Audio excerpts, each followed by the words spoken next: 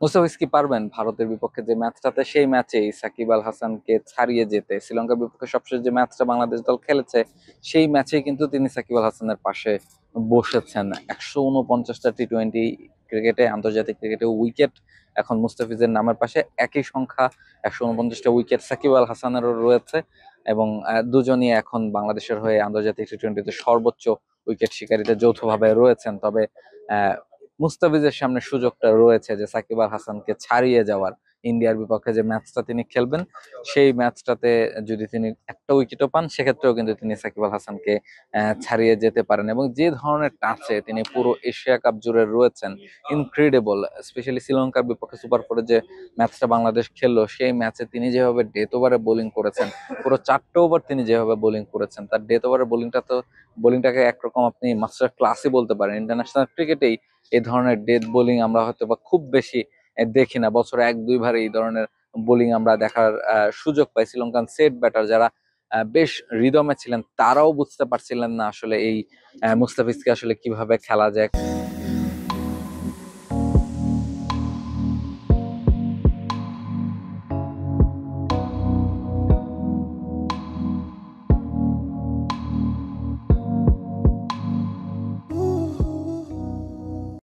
কোন জায়গা থেকে তার বল থেকে রান বের করা যায় কোনো ক্লুই তাদের কাছে ছিল না। এবং মুস্তাফিজ আসলে এই ধরনের বোলিংটাই করছেন পুরো এশিয়া কাপ জুড়ে। ফলে সেই বোলিংটা তিনি যদি বজায় রাখেন বাংলাদেশের জন্য খুব ইম্পর্টেন্ট। নেক্সট 2টা ম্যাচে তিনি যেন পারফর্ম করতে পারেন।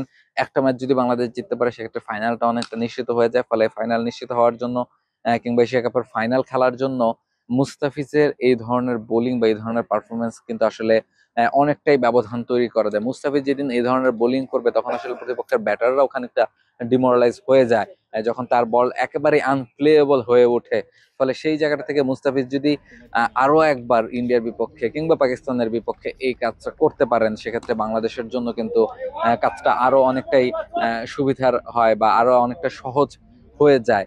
ফলে সেই কাজটাই বাংলাদেশ দল নিশ্চয়ই তার কাছ থেকে প্রত্যাশা করবে মুস্তাফিজ যেন তার সেরা ক্রিকেটটা খেলতে পারে। আজকে তিনি প্র্যাকটিস করেছেন এবং সেই প্র্যাকটিসে তিনি কিন্তু বোলিং করেছেন বেশ কয়েক ওভার এবং বেশ ফুরফুরে মনে হচ্ছে তাকে দেখে।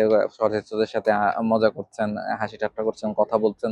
ফলে সব মিলিয়ে বাংলাদেশ দলের একটা দারুণ সময় কিন্তু কাটছে। স্পেশালি মুস্তাফিজুর রহমান যে ধরনের পারফর্ম তিনি করছেন, তাহিদ হৃদয়, সাইফ হাসান, লিটন কুমার দাস প্রত্যেকে কিন্তু ফর্মে রয়েছেন। স্পিনারদের মধ্যে নাসুম শেখ পেদি সবাই যার যার জায়গা থেকে পারফর্ম করার চেষ্টা করছেন। এবং এই পারফরমেন্সটা যদি আরো 3টা ম্যাচ বজায় থাকে, বাংলাদেশ যদি ফাইনাল খেলে এবং এই 3টা ম্যাচ বজায় থাকলে বাংলাদেশ এশিয়া কাপে বেশ ভালো কিছুই হয়তোবা করে ঘরে ফিরতে পারবে। তবে মুস্তাফিজের সামনে টার্গেট সাকিব আল হাসানকে ছাপিয়ে যাওয়া, সেটা একটা উইকেট পেলেই তিনি করতে পারবেন। দুবাই থেকে রাহুল রায়, sports. For more updates, subscribe to our YouTube channel and click on the bell icon. Follow us on Facebook and Instagram. Download T-Sports app to enjoy exciting games and highlights. Visit tsports.com.